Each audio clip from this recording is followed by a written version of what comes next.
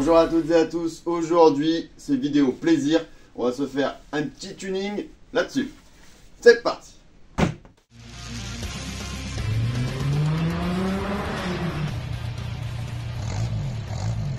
Aujourd'hui on va se faire un petit coup de peinture là-dessus.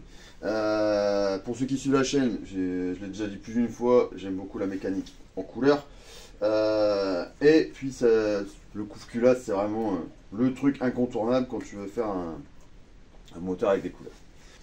Donc du coup, il a déjà été nettoyé, il est passé au bac à ultrasons. Donc il est nickel à l'intérieur et aussi, surtout à l'intérieur ici. C'est le but du bac à ultrasons, d'aller nettoyer l'intérieur qui est inaccessible à la main. Là on va tout de suite, c'est le dégraisser. Je vais utiliser un dégraissant que j'utilise pour les peintures. C'est un dégraissant anti-silicone et anti-gras, si on veut dire, qui a passé avant de peindre. Je vais déjà passer un petit coup de papier de verre. Donc là, je vais le laisser comme ça. Après le nettoyage, on va cacher toutes les parties qui ne sont pas à peindre. Et ensuite, on fera après peinture. Et on reviendra sur le type de peinture. Donc là, comme je disais, on va déjà le dégraisser. En fait, là, c'est un diluant, c'est diluant à peinture normal, de base, que je suis anti-silicone, je sais pas où il est. Bon, je pense pas qu'il y a beaucoup de silicone là-dessus. De ce genre de type de diluant universel qui sert à nettoyer les pistolets. J'ai toujours utilisé ça, ça marche très bien.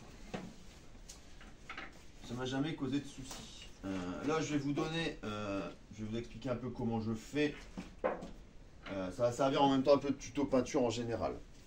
S'il y a des peintres qui passent dans le coin, j'ai aucune formation peinture et je ne suis pas peintre de métier. Donc il y aura sûrement 2-3 petits détails qui ne vont pas vous plaire ou que vous allez trouver bidon. Mais moi j'ai toujours fait comme ça et ça a toujours marché. Donc ça le fait comme ça. Je passe le diluant, idéalement, il est dégraissé. Vous passez le diluant sur la zone. Par contre, quand vous avez passé le diluant et nettoyé, il faut reprendre un chiffon sec et propre et venir essuyer la partie que vous avez nettoyée. C'est ce qui vous donnera le meilleur résultat. Là, comme il avait été poncé, machin, il y a beaucoup de parties dessus. Je vais devoir passer, à mon avis, un sacré paquet de nettoyage. Bien que j'avais déjà fait au pinceau, mais ça n'a pas l'air de... En même temps, ça fait un moment que je l'ai fait, donc il y a peut-être de la poussière aussi qui s'est déposée. Donc là, je vais passer partout avec cette technique, en passant un coup de diluant, un coup de sec. Régulièrement changer de chiffon, parce que sinon, vous allez évidemment... On va finir par remettre la merde que vous avez enlevée. Je ne vais pas vous filmer tout le nettoyage parce que ça va être un peu long. Donc là, je vais le faire hors caméra et je vous reprends après quand tout est nettoyé. Donc voilà, le couve-culasse est dégraissé au mieux. C'est bon, ça reste une pièce moteur, c'est jamais idéal. On verra bien ce que ça va donner. Maintenant, il faut réussir à cacher toute cette partie pour éviter quand on va peindre de venir mettre de la saloperie là-dedans. Donc là, ce que je vais essayer de faire au mieux, c'est de découper une forme en carton, parce qu'ici, le problème, c'est que c'est arrondi et c'est pas plat, je peux pas le plaquer sur le truc. Et le reste, on va mettre un petit scotch ici, et le plaquer contre la partie qu'on va peindre, je pense. On va essayer de faire un truc propre.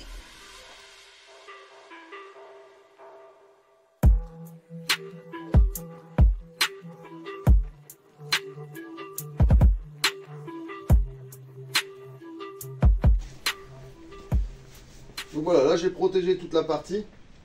Donc la partie entrée d'huile, la partie reniflard. Et le dessous, en fait, il est scotché.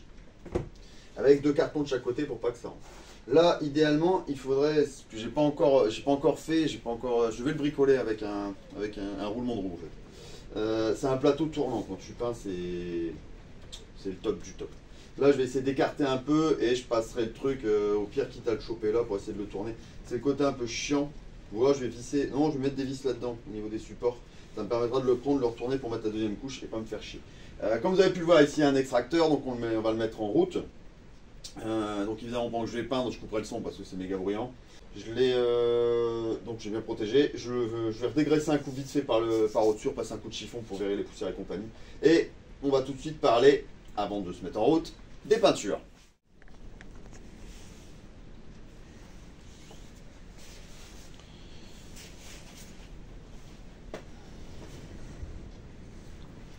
Alors donc les peintures, ça reste une partie moteur, donc techniquement ça chauffe.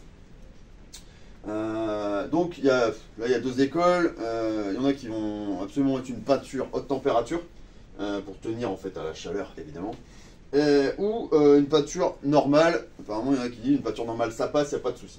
Là pour le coup, c'est une partie qui chauffe évidemment, mais c'est pas la partie la plus chaude du bloc. Le couve-culasse il est vraiment en partie haute du moteur. Et il n'atteint pas une température phénoménale. Il ne va pas être plus chaud déjà que le liquide d'enfroidissement. Grosso modo, il ne va pas être plus chaud que la culasse, quoi. Sachant qu'il est au-dessus, c'est pas la partie la plus chaude. Donc là, ce qu'on va faire aujourd'hui, on va tester une peinture normale. Comme ça, en même temps, je vais tester la peinture et je pourrai vous faire un vrai retour. Il n'y aura pas d'histoire comparé à tout ce qu'on peut voir sur les groupes. Oui, ça marche, oui, ça marche pas. Au final, t'en sais rien. Donc, je vous le fais avec une peinture normale. Et en plus, ça va être avec la peinture Action. Comme ça, on va voir ce que ça donne exactement. Je vais passer un primaire dessus, qui me permettra déjà de voir avec le primaire s'il y a des traces de gras ou pas. Et ensuite, on va le faire rouge. Bon, il y a déjà pas mal de parties rouges là-dessus. En brillant, Action aussi. On va voir ce que ça donne. On va pouvoir voir en fait le rendu de la peinture et comment elle se pose. Et comme ça, je pourrai vous faire un vrai ressenti sur aussi la peinture Action.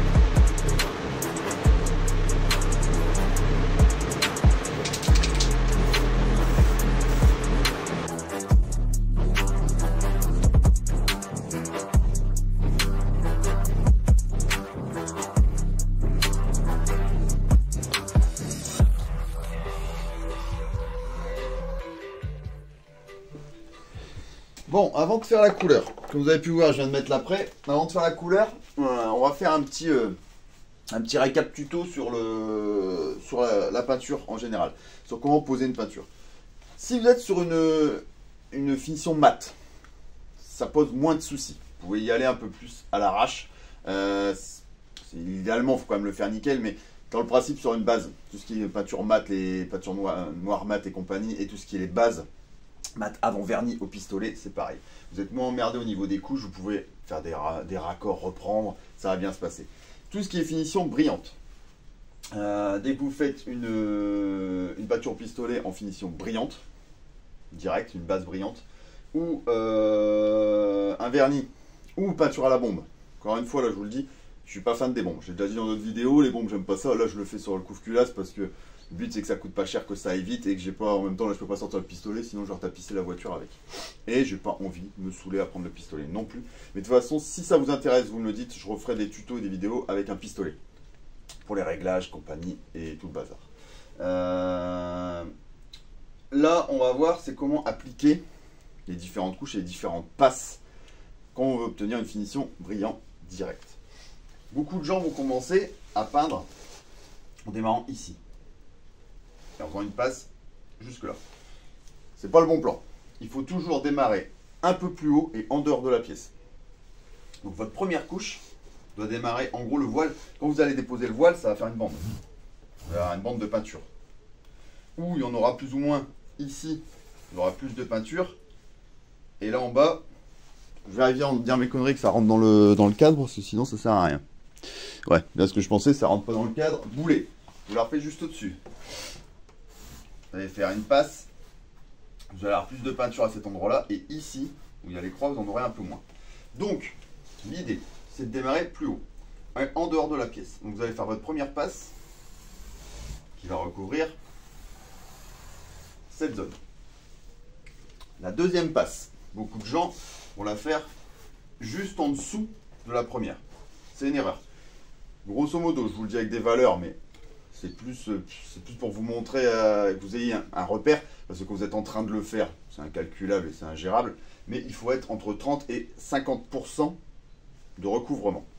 Donc la deuxième passe doit venir ici. T'as froid toi. qui vous permet de recouvrir en fait cette zone-là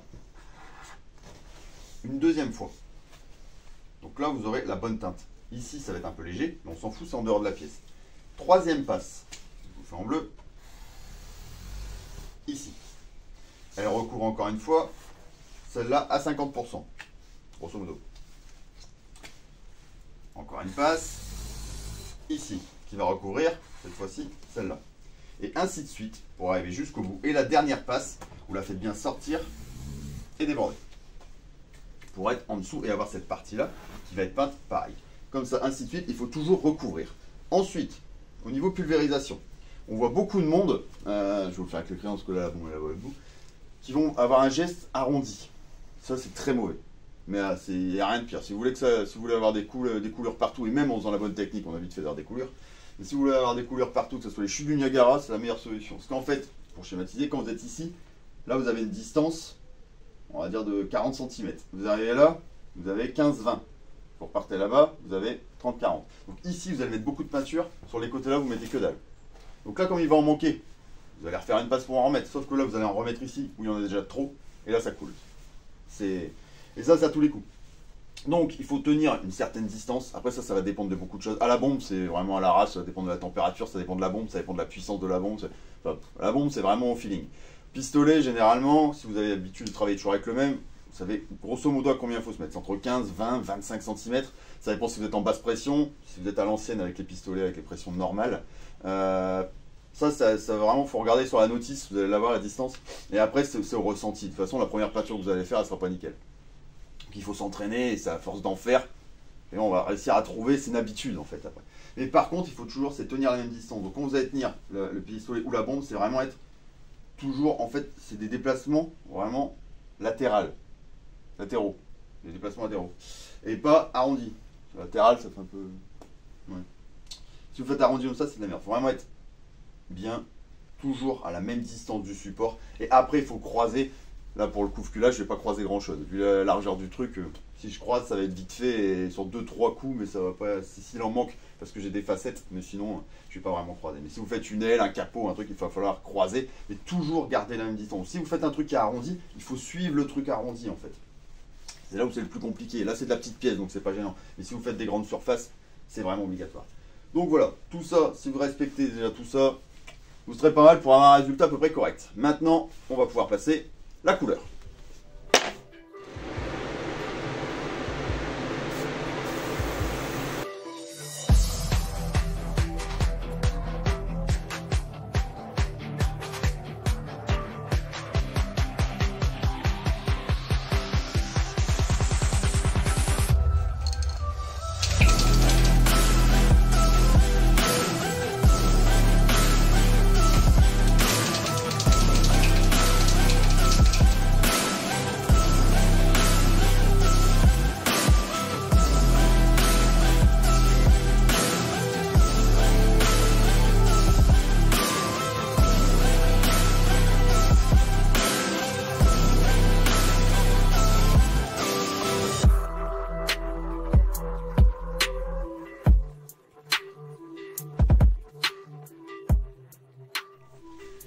Alors nous voici quelques jours, enfin une journée plus tard, avec le couve-culasse qui est sec.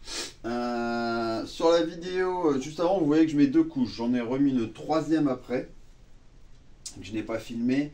Par contre, quand on voit le passage, en fait, je fais le passage le long du couve-culasse, on voit bien que la peinture était méga brillante, non pas sèche, et elle se tendait pas mal. Là, le résultat, franchement, est mitigé. Après, il faut savoir, quand je l'ai peint, il faisait 2-3 degrés dans le garage, qui n'a pas aidé. Je vais vous rapprocher pour voir, je ne sais pas si on va voir vraiment le détail. Ouais, si on le voit. On voit que il y a comme un petit effet un peu granuleux, en fait. C'est pas super lisse. Après, voilà, c'est... Encore une fois, hein, je vous le dis, c'est de la bombe. Moi, je suis vraiment pas fan de la bombe. Et après, est-ce que la température n'a pas joué aussi en défaveur? C'est possible. Par contre, quand tu fais ce genre de peinture au pistolet, Il a beau faire 2 degrés, j'ai déjà peint hein, dans des conditions, j'avais 4-5 degrés dans le garage ici, j'ai peint des pièces, elles brillaient. Il y avait une légère peau d'orange qui s'est déposée, parce qu'au final, pour le séchage, c'est pas optimal, quoi. Donc, la finition n'était pas parfaite, mais ça brillait, c'était vachement mieux que ça. En fait, il n'y a pas photo. Après, c'est de la bombe, là, comme je dis, on refait le truc pour 5 balles. Tu refais ton couve-culasse pour 5 euros, pas non plus demander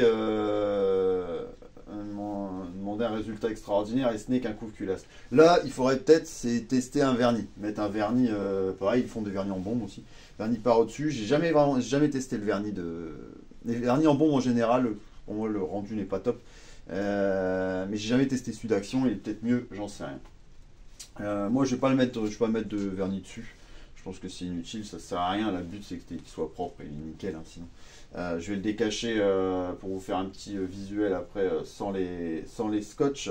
Mais par contre, voilà, pour les gens qui peignent, pour le retour sur la peinture Action, vraiment, pour les gens qui peignent des jantes, j'en vois de plus en plus en fait sur les groupes, des mecs qui ont acheté de la peinture chez Action et qui font leurs jantes en alu à la bombe. Ouais, je sais pas, le rendu est pas top, ça fera plus propre. Évidemment, si vous avez des coups sur toutes les jantes et qu'elles sont explosées, vous les refaites, vous remettez le coup de peinture gris dessus ou noir, ça fera propre, ça sera uni et propre, mais au niveau brillant, c'est pas ça quoi. Franchement, là, il faut mieux passer, faut mieux clairement passer au pistolet, il n'y a pas photo. Voilà pour le retour. La peinture se pose bien, se met bien. Par contre, la finition, c'est pas ça. C'est pas top. On verra dans le temps hein, si elle bouge ou pas avec la température. Ça, je vous ferai un retour plus tard, évidemment, quand ça sera monté et que j'aurai roulé avec le véhicule. Là, tout de suite, je peux pas. Mais je vous ferai un retour là-dessus de toute façon sur la page Facebook ou je le mettrai en short ou en post sur la chaîne. Donc, n'hésitez pas à vous abonner pour pas louper ça. Et voilà. Rien de plus à dire là-dessus. Je le décale, je vous fais un petit visuel pour que vous voyez au final comment il est. Et je vous dis à très bientôt, bonne bricole et surtout, prenez soin de vous. Ciao!